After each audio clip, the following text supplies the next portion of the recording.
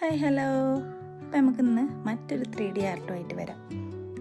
അപ്പോൾ ആദ്യം നമ്മൾ പേജ് എടുത്തിട്ട് ഇങ്ങനെ റൗണ്ടായിട്ട് ഇട്ട് കൊടുക്കുക. എന്നിട്ട് സെൻറ്ററിൽ ഒരു ഡോട്ട് ഇട്ടിട്ട് ബാക്കി ഭാഗത്തേക്ക് ഇതേപോലെ ചിത്രത്തിൽ ഞാൻ ചെയ്ത പോലെ ലൈൻ ഇട്ട് കൊടുക്കുക.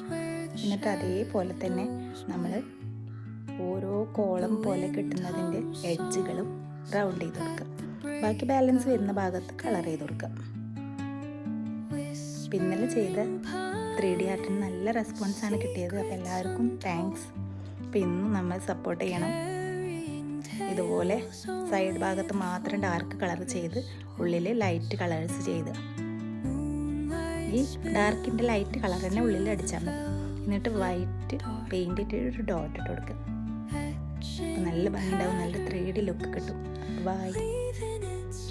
ഇഷ്ടമായ സപ്പോർട്ട് ചെയ്യണേ.